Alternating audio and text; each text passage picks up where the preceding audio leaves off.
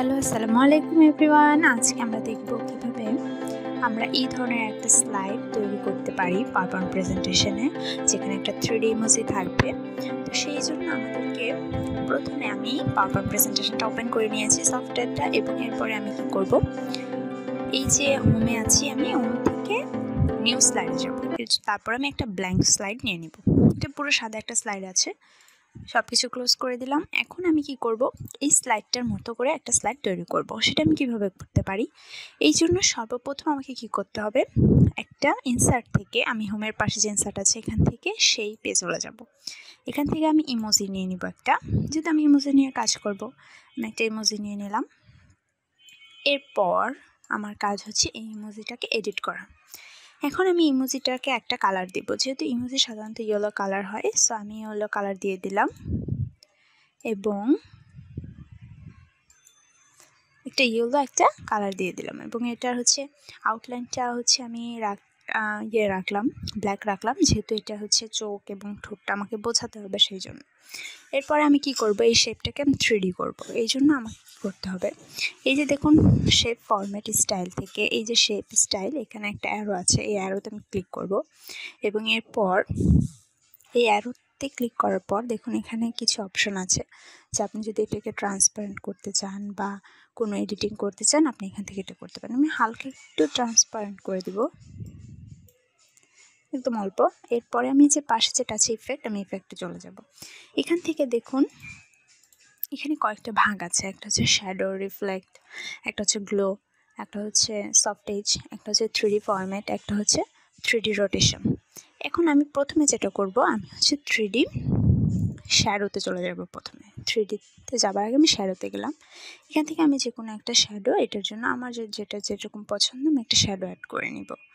এরপরে আমি চলে যাব রিফ্লেক্ট। আপনারা এখানে চাইলে শ্যাডো নিয়ে কাজ করতে পারেন, শ্যাডো ব্লার করতে পারেন, ট্রান্সপারেন্সি বাড়াতে পারেন, এক্সেট্রা অনেক কিছু আছে, ডিস্টেন্স বাড়াতে পারেন চাইলে শ্যাডোর, ঠিক আছে। এরপরে আমি চলে যাব রিফ্লেক্টে, এবং আমি এখান থেকে একটা রিফ্লেক্ট, এখান থেকে যে কোনো একটা রিফ্লেক্ট আপনারা নিয়ে নিতে পারেন। তো আমি একটা রিফ্লেক্ট দিয়ে দিলাম, অ্যান্ড আমি হচ্ছে সাইজটা একটু ছোটো করে নিব, এবং এটা একটু বাড়িয়ে দিব, ব্লাডটা একটু বাড়িয়ে দিব। এরপরে আমি চলে যাব হচ্ছে গ্লোতে, হালকা একটু গ্লো দিয়ে দিব, অ্যান্ড সেটা অবশ্যই আমি ইয়েলো দিব। সেটা আমি কী করলাম, এখান থেকে কালারটা হচ্ছে ব্লু ছিল, আমি ইয়েলোটা সিলেক্ট করে দিলাম। এরপরে যে অপশানটা আছে এটা হচ্ছে সফট এজ, এখান থেকে আপনারা একটু এজটা সফট করে দেবেন, হালকা একটু সফট করে দিলাম। এই যে পাশের যে ব্ল্যাক যে পোর্শনটা ছিল, সেটা কিন্তু এখন আর তেমন একটা বোঝা যাচ্ছে না। এরপরে আমি 3D ফরম্যাটে চলে যাব। এখান থেকে টপ লেভেলে আমি কী দিলাম, এই যে ফার্স্ট যেটা আছে মার্বেল, ওইটা আমি সিলেক্ট করে দিলাম, এবং আমি হচ্ছে নিচের দিকেও মার্বেলটা সিলেক্ট করে দিলাম। এরপরে আপনাকে কী করতে হবে, যেহেতু এটা একটা 3D, আমরা কীভাবে বুঝবো যে এটা 3D, যখন কোনো একটা অবজেক্টের দৈর্ঘ্য, প্রস্থ এবং উচ্চতা থাকে, তখন সেটাকে মূলত 3D বলা হয়। আর যদি শুধু দৈর্ঘ্য এবং প্রস্থ থাকে, তাহলে ওইটাকে বলা হয়েছে 2D। সো আমি এখন এটাকে একটা কী করব, একটা ডেপথ দেব। সো ডেপথ এখানে 0 আছে, আমি ডেপথে বাড়িয়ে পাশ দিলাম, আমি আর একটু বাড়াবো। এরপরে আমি কি করব, এখান থেকে আমি একটা লাইট সেট করে দিলাম জাস্ট। এরপর আমি চলে যাবো 3D রোটেশনে। এখান থেকে আপনি যে কোনো ধরনের একটা রোটেশন আপনি সিলেক্ট করতে পারেন, আপনার যেটা ভালো লাগে সেই অনুপাতে।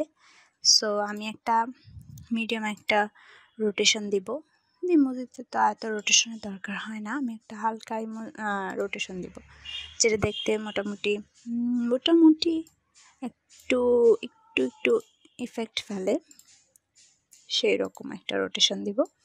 দেন আমি একটা রোটেশন এখানে অ্যাড করে নিলাম, এবং এরপরে আমি যেটা করব, দেখুন এখানে কিন্তু ইমোজিটা প্রায় অলমোস্ট আমার কিন্তু কমপ্লিট। এরপরে আমি যেটা করব, এখন এই যে আমার যে ব্যাকগ্রাউন্ডটা আছে, সেটাকে আমি কি করব, একটা ডিজাইন বা একটা কালার দিয়ে দেবো। সেজন্য আমি ডিজাইনে চলে যাব, এখান থেকে ফরম্যাট ব্যাকগ্রাউন্ড, গ্রেডিয়েন্ট থেকে আমি এখানে স্কাই কালার এবং ব্লু কালার দিয়ে একটা গ্রেডিয়েন্ট অ্যাড করে রেখেছি, এবং আমি এটা হচ্ছে অ্যাড করে নিলাম। দেখুন এখন কিন্তু ইমোজিটা যে সুন্দর একটা এফেক্ট আসতেছে, সেটা বোঝা যাচ্ছে। এখন আমি এখানে হচ্ছে চাইলে আপনি এখানে যে কোনো কিছু এখানে টাইপ করে দিতে পারেন। ওকে, সো আমি এখান থেকে ইনসার্ট থেকে একটা টেক্সট বক্স নিয়ে নেব। টেক্সট বক্স ছাড়া এখানে লেখা যাবে না, কিছু লিখতে হলে এখানে আপনাকে টেক্সট বক্স অ্যাড করতে হবে, ঠিক আছে। সো আমি এখানে টেক্সট বক্স অ্যাড করে নিলাম। এখন আপনার চাইলে এখানে যে কোনো কিছু, কিন্তু এরপরে ধরুন আমি এখানে চ্যানেলের নামটা লিখে দিলাম, ঠিক আছে। এরপরে আমি কি করব, এটাকে আমি একটু ইফেক্ট অ্যাড করি ফরম্যাট থেকে, যেহেতু ইমোজিটা ইয়েলো আছে, দেন আমি একটা ইয়েলো কালার দিয়ে দিব। অ্যান্ড হচ্ছে এটার সাইজ যে আছে লেখাটার, এটা হচ্ছে আমি একটু চেঞ্জ করব। আমি এরিয়াল ভোল্ট দিলাম। অ্যান্ড এরপরে হচ্ছে আমি সাইজটা একটু ইমোজিটাকে যেন কভার করে সেই অনুপাতে আসলে আমি এটা দিয়েছি। আমার কিন্তু দেখুন স্লাইডটা অলমোস্ট কমপ্লিট। আমি হচ্ছে স্লাইডের সাথে চলে গেলাম। এখানে কিন্তু 3D ইমোজিটা কীভাবে তৈরি হয়ে গেল, অনেক সুন্দর দেখাচ্ছে ইমোজিটা। এরপর আমি স্কিপ করে দিলাম। তো আশা করি সবাই বুঝতে পেরেছেন কীভাবে আমরা 3D একটা ইমোজি পাওয়ারপয়েন্ট প্রেজেন্টেশনের মাধ্যমে তৈরি করতে পারি।